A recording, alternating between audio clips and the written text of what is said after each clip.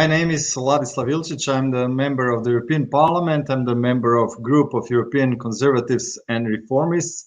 And I warmly greet you in this webinar called How Faith and Freedom Prevailed over Totalitarianism. I'm really glad that you are with us today, dear ladies and gentlemen, distinguished guests. And I would say that words freedom and equality are very popular in politics these days. That's why I was very surprised 15 years ago when I was supposed to go to prison for 18 months, according to a lawsuit filed by some homosexual and feminist organization. They said that I positively spoke about marriage. And according to their view, on that way, I discriminated homosexual and out marriage couples. So it was like they are trying to take my freedom to promote values which are important for me. Also, a few months ago, I was again in court.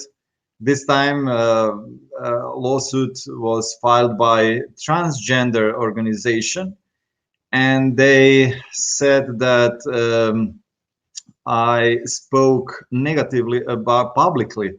I spoke negatively about Istanbul Convention and against gender theory. And they say in this lawsuit that they feel badly when they hear somebody spoke negatively about gender theory, and that their clinical picture is getting worse and worse. So, okay, anyway, I don't also feel very well when somebody speaks publicly against values which are important for me. But anyway, I would never take them freedom to do so. So I'm in the European Parliament to promote values which I think that are important for the society. And I really believe in the democratic pluralistic approach in which everybody could have freedom to speak what they want to and promote values they like. Anyway, they don't use just these lawsuits. They use media to exclude some people, to marginalize some people, to make bad pictures on some politicians and public figures, and so.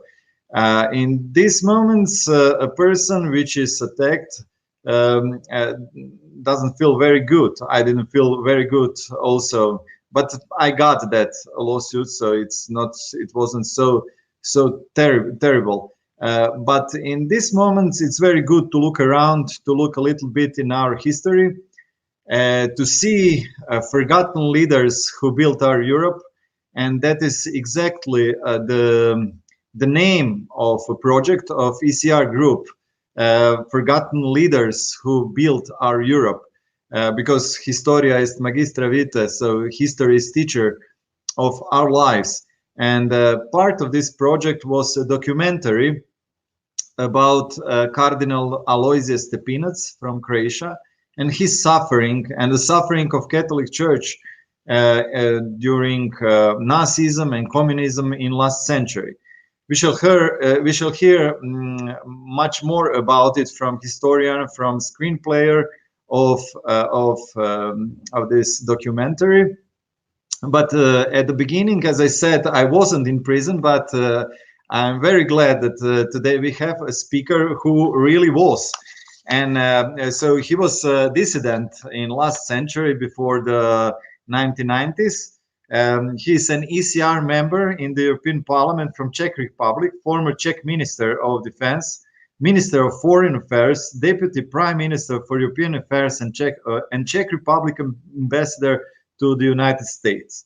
In the 1980s, he was a dissident, and in 1989, imprisoned for 2 months after organizing a demonstration showing personal courage and dedication to democracy and Western values. So I'm really glad that we have this speaker today with us, and I warmly welcome Mr. Alexander Wandra. Mr. Wandra, the floor is yours. Mhm. Yes, thank you very much. Thank you, Ruža Tomasic, for organizing this webinar. Thank you, all the guys, to take part in this. I think, look, it's still very important to build those bridges between the memory of our fight against communism on one hand in the past, and the current discussions about the freedom, about the role of religion, etc. Because I think that we MEPs, the members of the European Parliament, from the countries ranging from Warsaw to Zagreb or Split, from Prague to Budapest and Bucharest, we have, and of course the Baltic states in particular too, the Lithuanians, for example. So we do have a unique experience, and we older still have the very living memory what the totalitarian communism was about, and that's a unique experience which the western part of Europe, due to the American security umbrella, does not have, because the communism with his anti-freedom, anti-religious agenda did not conquer them. So I guess it's our duty to share those experiences which we have in Central and Eastern Europe with the rest of Europe, also in a hope that we would be avoid the temptation of any totalitarian claims, maybe not in a such open way as the Stalinists and the communists did in since the late 1940s in this part of Europe, maybe in a much more modest form, but that could be dangerous too, because if something is not fully discovered, it's just swimming somehow on the surface, then it's to a certain extent even more dangerous. So, and the communist oppression, it manifested in three ways, basically. Firstly, those who built the open challenge to the regime in our countries. They were facing the direct oppression. They were killed. They were imprisoned. They were released from their professional jobs. Many of them decided to leave the country into the exile in the West. So that was one way. Then the second way was to oppress every ideology which opposed to communism, and Catholic Church have been among them, because the teaching of the Church, the Christianity itself, of course, was a direct challenge to communism as such too. So the Catholic Church in most of our countries, Lithuania, Poland, Czech Republic, Hungary, Slovakia, of course, and Croatia, Slovenia too, they were oppressed. And at the same time, we had the various heroic leaders who simply did not give up and were continuing their mission even in the underground. This webinar is an opportunity to commemorate an important person of the Croatian Catholic Church, but I can mention many of similar examples from other countries. Everybody knows Poland, certainly Cardinal Wyszynski, and then of course Cardinal Wojtyla, who after being elected as a Pope, St. John II, played the role which by far across the borders of the Poland, and he became the hero for every Christian in Central and Eastern Europe, and even throughout the world. I remember, for example, when still I was allowed to travel before they took my passport. So I visited Lithuania in early era of Sąjūdis movement, and I had a chance to visit Cardinal Svarinskas, who was released from the communist prison, when he spent there about 10 years. I certainly can mention the role of the Czech Catholic representatives, beginning by Cardinal Beran, who was imprisoned immediately after the communists took the power, and then after 10 years was allowed to leave to Rome, and then he was playing an important role from Vatican in supporting the Catholics in my country. And I can also mention Cardinal Tomášek, who was the last cardinal during the communist era, and this very old, brave man simply joined the forces with other freedom fighters to put the communist regime the final punch. He was organizing the huge gathering of the Christians in Velehrad in southern Moravia, which played a very important role in dismantling the communism in its final stage. And he was declaring also the decade of a spiritual renewal in my country, which has helped also to bring an end to the communism. He can mention Mr. Wandra, Mizenti and then many others. So it's our duty to commemorate all those heroes, and they can also serve us as a hero for our future fights.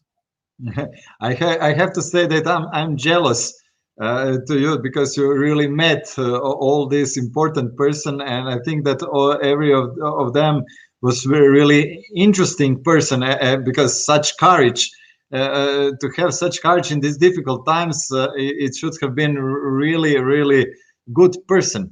And since so you are some kind of witness of these times, you have this experience, and you are in politics today, and since you will have to go, as you said, before the end, before we shall have the opportunity for questions of listeners, I would like just to ask you, since you were active then, you're active today, and you can compare, can you feel today that there are some rests, some parts of communistic mentality, some of these wishes, tendencies of totalitarianism also in these times? Can you feel it? Can you compare it? Absolutely, I can feel this every day. And it has very much in common with the third way how the communists oppressed their own people, which I did not mention. And it was, this overall pressure in the society in the name of the so-called the only official truth, and that was the communist ideology, and thus pushing the people into kind of a schizophrenia, because publicly, because they were afraid of speaking their own minds, so they were just replicating what was the official doctrine, the so-called one true, and then in privacy they were speaking in an entirely different manner. And this is something what I now can see to be repeated in the current European society. Again, there are those who tell us that there is just one true, one correct way of our expression, and if you dissent from this, if you speak your mind, you are maybe not put in the prison or killed, but you are released from the university. You are released from the publishing house of your newspapers. You are shut down in the social network. But so yes, it's a game here, and I believe that it's really our duty, who those of us who remember how it happened, it was happening during the communism, to warn against repeating that, and to warn right now, because if we remain silent, then one day we can be arrested again. And no doubt that there is one common factor with regards to the religion and church as such, because also Catholic Church, which has with its importance stress on certain traditional values like family, belief, the consciousness of every individual, all those are under the attack too. So we as the Christians, we as the Catholics should raise our voice too. Yeah. Thank you, Mr. Wandra, for your part. It was really a pleasure to hear you, to listen you. And now we go to the documentary. Our next speaker is Davor Trbušić, a lecturer, PhD student, and a filmmaker with background in communicology. With his business partner, Ivan Crnjak, he made a movie about communist repression towards Cardinal Stepinac called the Incarnated Lie, as a part of this project European Leaders Who Built Our Europe. His doctoral dissertation is also based on Cardinal Stepinac's lives, and until recently, he was employed by the Zagreb Archdiocese, which made him an ideal choice for a screenplay writer on this project. Davor, I'm very glad that you are with us. The floor is yours. Thank you for the invitation. I'm really looking forward to this conversation. I would like to begin with another great leader, another great pastor and a saint of the Catholic Church, Pope John Paul II. When he beatified Stepinac back in 1998, he said that Stepinac sums up the whole tragedy which befell the Croatian people and Europe in the course of 20th century, marked by the three great evils of fascism, National Socialism, and communism. We all know what was going on in Europe and the world in the late 1930s and early 1940s. Ideologies seduced the masses, the war raged, and it seemed to be no end to suffering and trouble. And at that time, to be more precise, on April 1941, a Nazi puppet Ustaše regime took over in Croatia. Stepinac was the Archbishop of Zagreb, and he encountered the regime that showed an open contempt towards the Catholic Church. Despite there was an apparent aspiration of the ruling ideology to build a Catholic Croatia, that was just an opportunistic motive to have the clergy and the Catholic Church, the church leaders, of course, on its side as allies. It is worth noting that Stepinac was aware of what kind of regime he was dealing with. Just to mention two anecdotes from his life. On 1941, when the independent state of Croatia was proclaimed, Stepinac said that no one is happier than I if Croatia is getting its freedom, but I can expect it will come from pagan Germany. Many years later, Stepinac also recalled an exchange with Father Vilim Cecelja. He was a military vicar of the independent state of Croatia. Cecelja back then declared, viewing the German column, it's all finished. Stepinac then replied, no, now it's begun. On the other hand, German police and military representatives expressed highly negative opinions of Archbishop Stepinac. They consider him to be a troublemaker and complained that the Catholic Church in Croatia was acting contrary to the interests of the Third Reich and, of course, the independent state of Croatia. It was later concluded that Stepinac was Judenfreundlich, which means friendly to Jews, and as such the enemy of National Socialism.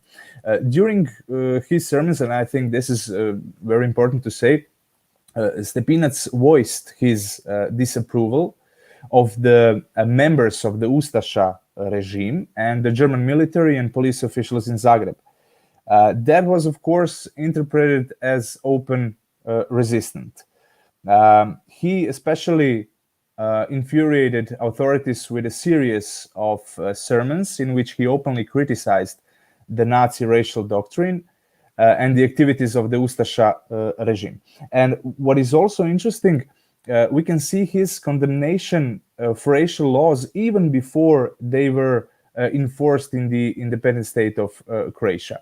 As early as 1938, Stepinac pointed out in his sermon that a man in the judgment of God will not be justified by belonging to this or that race, but by an honest life and good deeds. There's one significant survey which I would like to mention. It's a survey of Croatian Bishop Ratko Perić, which claims that Stepinac had, in various ways, in personal meetings with the authority, letters to the authorities, homilies, discourses, and lectures, he intervened for more than 360 times for the persecuted and for their human dignity. Recalculating, that means that during the 4 years of the government of the independent state of Croatia, Stepinac intervened every four days.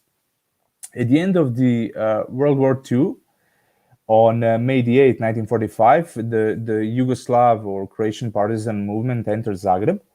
But in fact, the Communist Party of Yugoslavia initiated the showdown with Stepinac and the Catholic Church even before rising to power, even before 1945. 2 arrests, an attempt on his life, and charges against Stepinac's anti-national activity, and of course a fierce propaganda through the press, finally culminated in 1946 when Stepinac was brought before a rigged political trial. His biggest crime in the eyes of the Communist Party was the fact that he declined Josip Broz Tito's, Tito was the leader of the Communist Party then, his proposal to establish a national Catholic Church separate from Rome. In the end, Stepinac was sentenced to 16 years in prison with forced labor and further 5 years of being stripped of all civil rights. After 5 years in the penal correctional institution of Lepoglava, Stepinac was placed under house arrest in Krašić. It's worth noting that in Krašić he received the news of the largest honor. His elevation to the rank of Cardinal was announced in 1952, after which the Yugoslavia breaks all diplomatic connections with the Holy See. Stepinac died in 1960 with people believing in his holiness. He died as a prisoner under house arrest, under the watchful eye of the police and strict supervision of the communists. So, in short, I think this is the most basic information about Stepinac as a symbol of resistance to fascism, National Socialism, and communism, which means 3 evils of the 20th century. Thank you. Thank you, Mr. Terkesh, for this basic information about Stepinac. Later on, in the next part of this webinar, I hope we shall be able to hear how it was, what was the feeling and what was your thinking when you had put all of this suffering, all of these big things Stepinac done in a documentary of 20 or 22 minutes. So I'm really interested in that, but let's go on. Let's go to next speaker. I don't know if Christian Terkesh is with us. Yes, he joined us, and I'm very glad that he is here. Christian Terkesh is also an ECR member in the European Parliament from Romania. He studied theology, journalism, and communication in Romania and the United States. He also served as a priest in the Greek Catholic Romanian Mission and as the president of the Romanian Greek Catholic Association in the United States for 10 years. He's strong supporter of close relationship between Romania and the United States, with an emphasis on religious liberty, the rule of law, and fighting corruption. Christian, I'm very glad that you are with us. The floor is yours.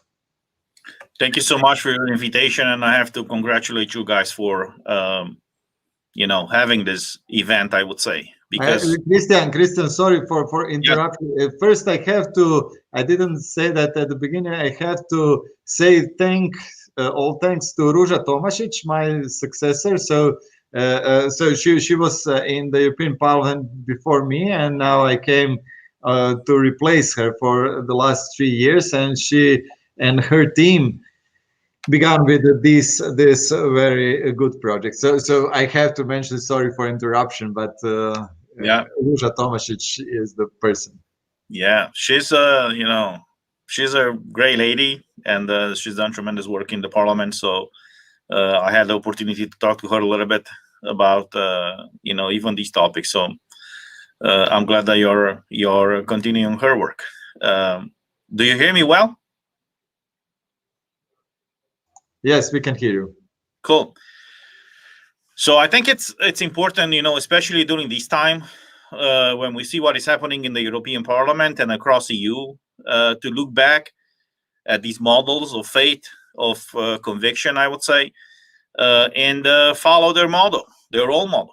And looking at the title of this event, How Faith and Freedom Prevailed Over Totalitarianism, I would change it a little bit, and I would say that it was faith who helped freedom prevail over totalitarianism. Because if we look at these people from the 19th and the 20th century who fought these totalitarian regimes, regardless if it was communism, fascism, or Nazism, these were people who really believed in a cause higher than themselves.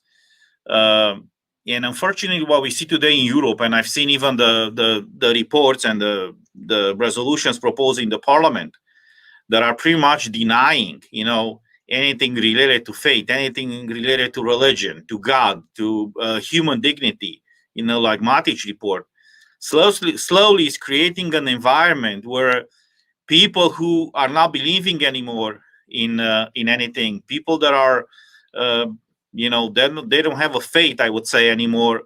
Implicitly, they give the opportunity to the state to strip of their freedom and fundamental rights, and we've seen this happening, left and right. So I say that it's important to have this kind of events where we look back at the good example, the fight of our predecessors who had the courage to stand up and fight during a time where to express such position, it required high risks, I would say. But look what is happening today with Matic report, for example, in the parliament, that is saying that abortion is a fundamental right, that the doctors do not have the right anymore to use their conscience clause anymore to avoid having abortions. We are back in a time where slowly but surely totalitarianism is imposed, but in a more, I would say, in a different way that it was done under communism or fascism or Nazism. Back then, if you were labeled by the government as being as having different views than what the government considered to be the proper position, you were immediately persecuted, sent to jail or in house arrest or even shot and killed. Now, the way this totalitarianism is imposed is through certain laws, certain redefinition of notions, of terms, of words. We don't have marriage anymore between one man and one woman. We don't have mother and father anymore. We have parent one and parent two. We don't have a woman who's giving birth anymore. We might have men who are giving birth based on marriage report. So I think it's important during this time to look back, as I said, to the models of our past and see exactly how we can use their courage, their role model, and implement it today, because every generation has to fight its fight. As Ronald Reagan said, the former president of the United States said, freedom, liberty is one generation away from extinction. And our generation leaves this opportunity right now to fight for its freedom and for the freedom of the generation that will come after us. So I think an event like this is very important for everybody who's watching us to learn from the models of the past and see exactly how we can implement and follow their models today. Thank you. Christian, just to jump in with a question, when you mentioned different approaches of imposing totalitarian ideas, so it seems that today the agenda of this totalitarian idea is to make us feel that we have these freedoms, but at the other hand, they try to demotivate people to use this freedom. So, for example, half of people in Croatia don't go to election. They don't believe in politics. They, there is a strong media campaign against politics in general. Like all people who go to politics, they go because their own interests. There is, they will just attack you. You will just argue with other people and things like this. And then common, honest people don't go to the public square to politics or like these lawsuits. So it means that there are people who believe in marriage and family, but it was like during communism. For example, my parents, they were honest believers, and they had no idea and no wish to come to the public square because public square was for communist party, and they lived their own lives. They had their professional jobs, their families, and the public square went to the other direction. So how would you compare these situations about using our freedom today and before? Yes, we have the same situation in Romania, where many people I prefer not to run for offices, honest people, good people, well-educated people, correct people, I would say. They are not running for office because many of them think that politics is just for crooks. On the other side, people that have the right to vote, not many of them are exercising this right because they believe that their vote doesn't count. So when you look at this situation, what happened in the past 30 years, especially in the former communist countries, we might have all these rights and freedoms on paper, guaranteed by the Constitution or by certain laws. But if people are not educated to properly exercise them, at the end of the day, it will hurt them. I mean, we see what is happening right now in the European Parliament, where certain regulations or directives are passed that it's affecting the life of every EU citizen. So if you look back and you ask many people, I mean, it happened to me in Romania when I asked people on the street, they recognized me from TV, and I said, well, have you been to vote for who did you vote for during the Europarliamentary elections? And they said, well, I did not go to vote because my vote doesn't count anyway. You guys go over there and everything that you do is not affecting my life. And I said, to the contrary, 70% of the laws passed by national parliaments are just implementing certain legislations that we passed in the European Parliament. So if people are not educated and made aware of the rights that they have and the implications of their vote, people will not go out and vote. And I think we need to, across EU, we have to come up with a strategy to educate people again about their fundamental rights, about their fundamental freedoms, and why voting it's so important. Because we get to a point, as it's happening today, people who want to strip the population of their fundamental rights, people that want to change certain words, man, woman, family, mother, father, they know exactly what they want.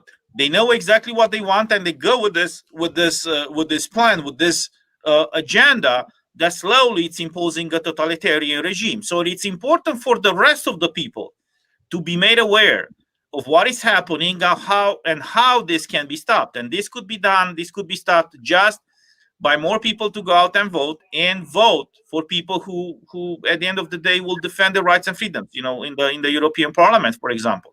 Yeah, on a different note. So you are saying that there are people who promote totalitarianism, there are people who fight against totalitarianism, and in the middle there are people who care or don't care. So it's important to make them care, like I would say, this evangelium about merciful Samaritan.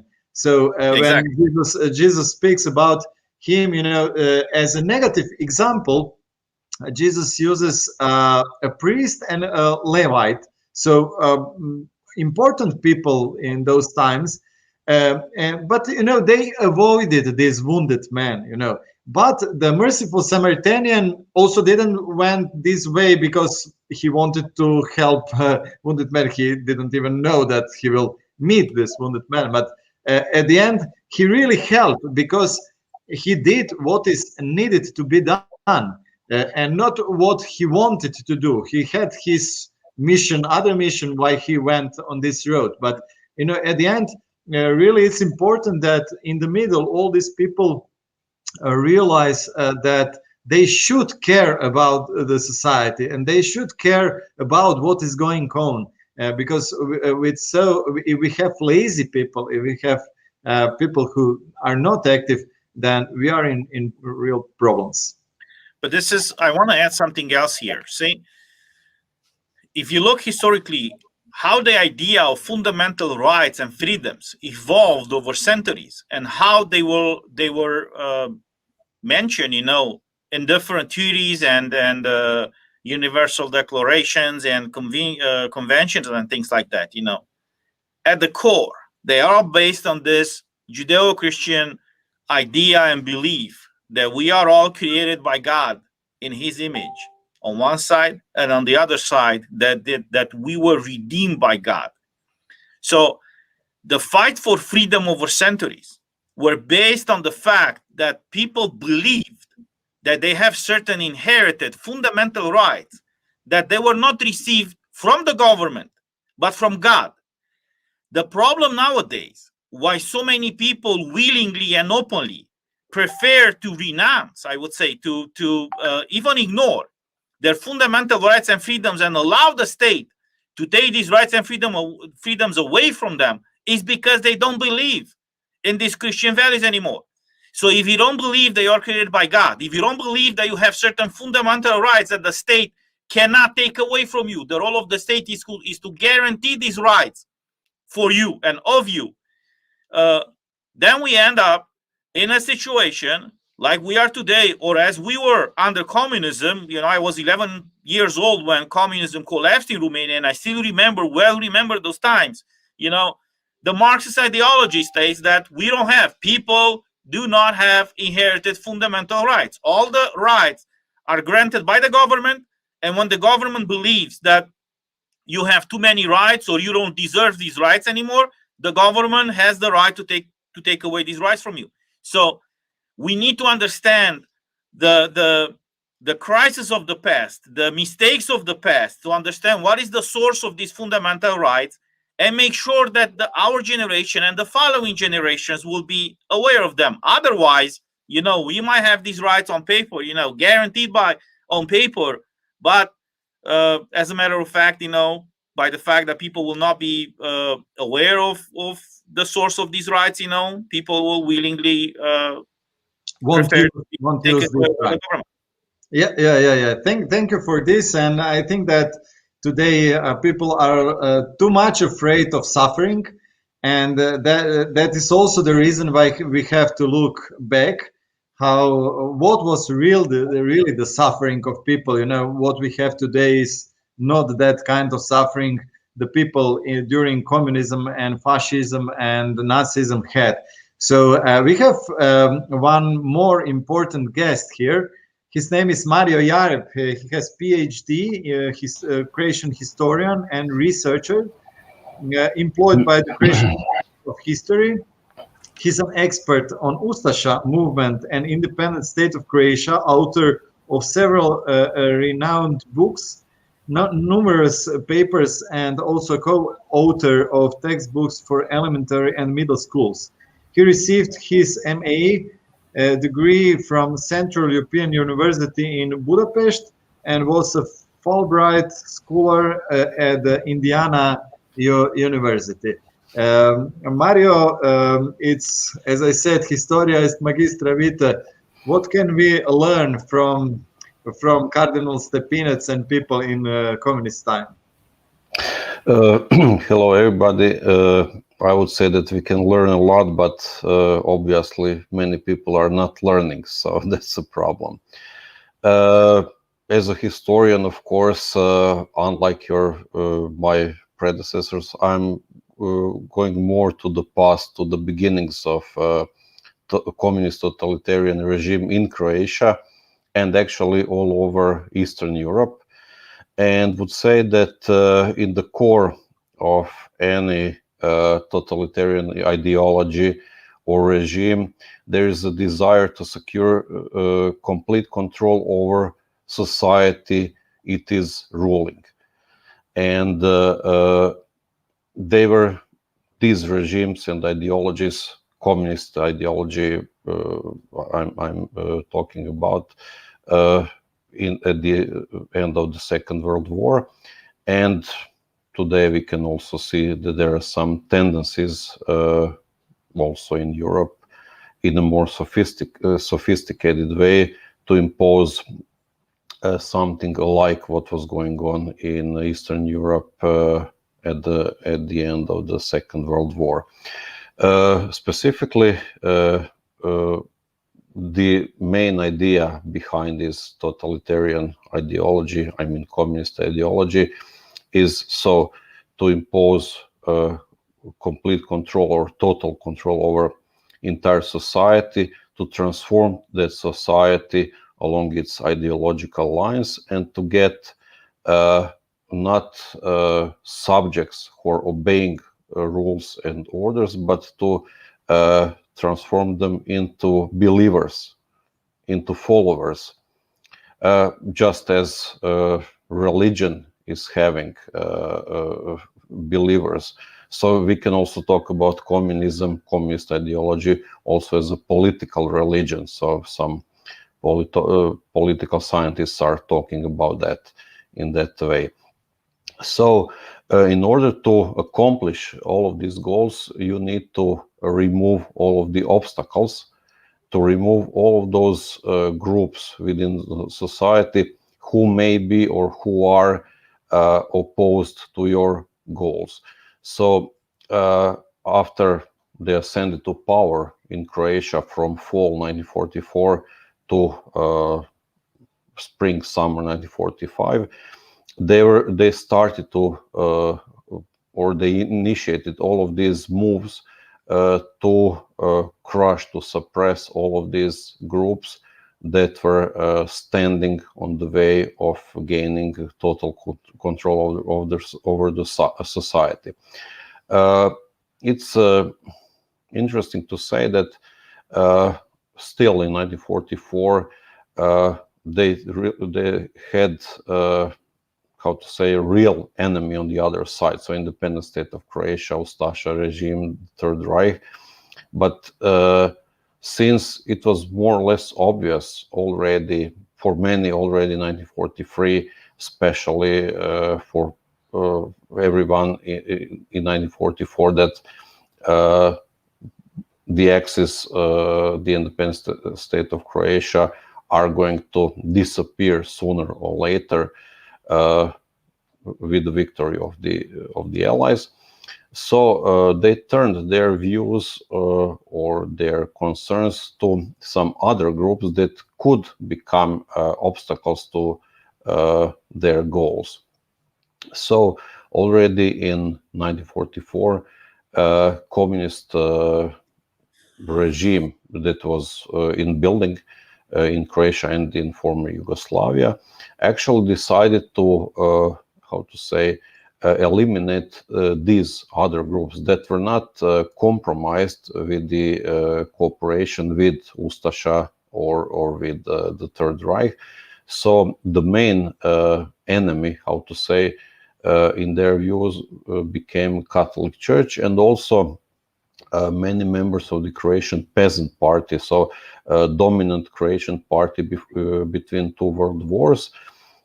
And most of its members remained in a way neutral. They didn't like the independent state of Croatia during the war or its alliance with the Third Reich, but also they didn't find themselves, committed to cooperate with communists. So they were anti-communist, many of them. So these two groups, so Catholics or Catholic Church, its hierarchy, clergy, and members of the Croatian Peasant Party became main obstacles for communists. So they decided to crush them, to suppress them, and to eliminate them in order to secure that goal, so establishing of complete control over the society. So it is not surprising that upon entering Croatian towns and villages, in many places, immediately after that size of the power in these parts, communists initiated cleansings, executions, imprisoning of those opponents or enemies, especially members of Catholic clergy. Already at the beginning of 1945, a British captain and writer, Evelyn Waugh, wrote, and he was Catholic also, wrote in his reports about the manner of how communists were taking power and how they were he actually revealed their modus operandi. I would say that upon entering each town or place, especially he described the case of Dubrovnik, that they would immediately arrest a lot of prominent citizens, many of prominent citizens, then would release some of them, then again arrest, and then without any trial would execute them in order to spread the fear and terror among the population, in order to crush any possible resistance to their authority. So already from what happened in Dubrovnik, it happened in October 1944. So that modus operandi, could be applied to other parts of Croatia throughout 1944 and 1945. And it is, of course, not surprising that later they decided to, in the same manner, deal with the head of a Catholic Church in Croatia or in Croatian lands, Cardinal, or at the time he was still only an Archbishop of Zagreb, Alojzije Stepinac. At the beginning, they were hoping that it would be possible to deal in a way with the Catholic Church, to convince Catholic leaders to cooperate with the new regime, not to be an obstacle to the goals of the new authorities. But since Catholic Church as an international organization resisted such attempts, of course, it was just the matter of time when the communist regime would start or would continue to suppress Catholic activities and would try to eliminate the Catholic Church as a powerful and very influential force within Croatian society. Mr. Jareb, yeah.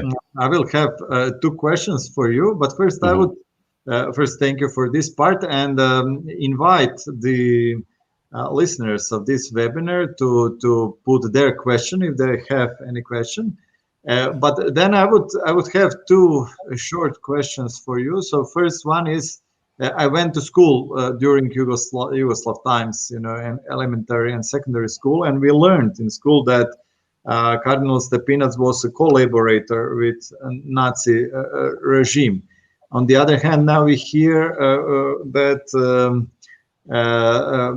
Cardinal Stepinac helped some Jewish people to escape from Nazis, and actually that Cardinal Stepinac saved their lives. So what is the truth? In short, just that is the first question. And second question is, as Mr. Wandra said, and you're now saying, it seems that Catholic Church, with their basic principles, it's maybe the biggest, not just Catholic Church, but also Christian churches, always maybe the biggest obstacle for totalitarian regimes, because in the basic teaching of Church is the free will, which God gave us, and also when before Jesus was crucified, and when he was some kind of process in front of the Pharisee, he didn't say anything, so he let them speak, and he is almighty, as we believe, so he could stop them speaking, but he didn't. So what would you say about this, if really Christians are maybe the biggest opponents of totalitarianism? That's my second question. It's in short, so we have time also for others. Thank you. Yeah, so during the communist regime, I also completed my education, including a part of university education during communism. So it was also a way how to deal with the enemy. So you execute or imprison or eliminate your opponent in any way, and then in order to justify your move, you need to invent some charges, labels, to present that person or group as a criminal group, as something horrible, in order to show to the population that what you've done with these guys or with these groups was just. So in Stepinac's case, they were very inventive, how to say, during his first imprisonment in May 1945, during these interrogations, they concluded that they couldn't find anything against the Archbishop. So more than a year later, when they imprisoned him again and brought him before court, so that staged trial, so they had to present to the public something more. So not having real documents or proofs of his alleged criminal activity, so they actually invented many things. Agitation and propaganda department of the Central Committee of the Communist Party of Croatia, its two members actually were in charge of inventing proofs or documents, and sorry to ask, and there are proofs and documents that Cardinal Stepinac helped some Jewish people. Yes, there are many proofs. You can also, for those who are not familiar with Croatian, you can also find many of data in works and books by Esther Gitman, who herself survived the Holocaust. She was born in Sarajevo as a little Jewish girl, and with her family, her mother, she managed to escape, and later she found, by preparing her PhD, her dissertation, that Stepinac was responsible, how to say, for assisting numerous Jews. Mm-hmm. So it's really important to speak about these proofs. because I think also the diplomacy of Yugoslavia made the wrong picture on Catholic Church during all these years of communism, also not just in Yugoslavia, but also in Western countries. So I'm really glad to have you not just in Croatia, but also on this kind of webinars. And now we have a few minutes more, and I would like to go back to Mr. Trbušić. You know, you know, when we speak about Cardinal Stepinac, I think we could speak, you know, days and days. And you had a really difficult task to put all of that in 20 minutes documentary. How you dealt with it? Yes, it's 23 minutes.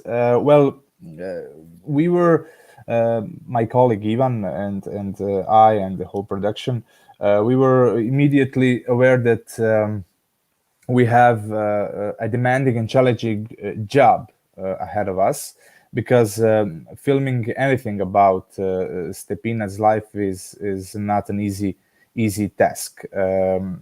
It's a great challenge to summarize, to single out and adapt such a meaningful life about which volumes of books have been written. I would say, and you mentioned at the start of this webinar, the title of the film, which is the Latin word Mendacium Incarnatum, or in English, the Incarnated Lie. That title derives from the expression with which Stepinac repeatedly denounced the fallacy of communism during his life. So the film, as you can guess, deals with the repression of the Yugoslav Communist Party towards Stepinac, starting from a rigged political trial in 1946, 5 years in Lepoglava, and all the way to house arrest in Krasić, where he died in 1960. Since the film is, among other things, intended to the foreign public, which has not had the opportunity to hear about Stepinac so far, we knew that we had to offer a broader context. But in addition to that, the conversation with our interlocutors in the film were aimed at getting some details that may be unknown to those who have already heard or seen something about Stepinac.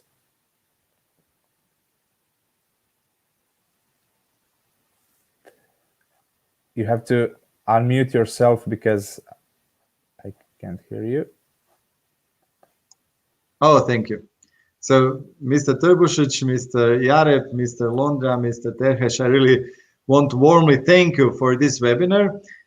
In spite of all the tendencies in society which also exists today, tendencies to totalitarian ideas, in spite of this, I'm optimistic. I think that a fight for freedom, a fight for values is always successful. So we shall win now or later, because these are values which are here, as Christian Terkesh said, made by God. So it's a universal. Maybe even if we are not believers, all people believe that there are some universal values. So it can apply.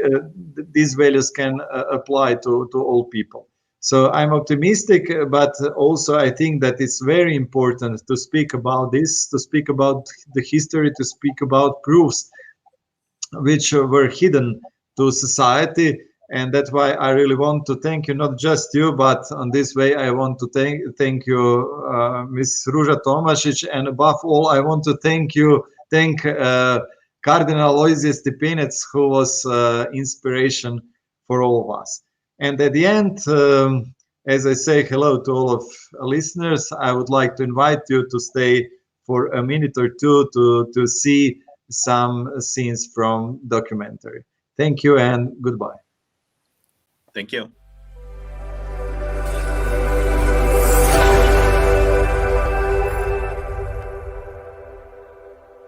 Ovaj proces da se zavedeni trgnu natrag, da shvate težinu zločina optuženog Stepinca, da shvate težinu svih tih terorističkih organizacija i njihovog zločina, da se vrate svome narodu.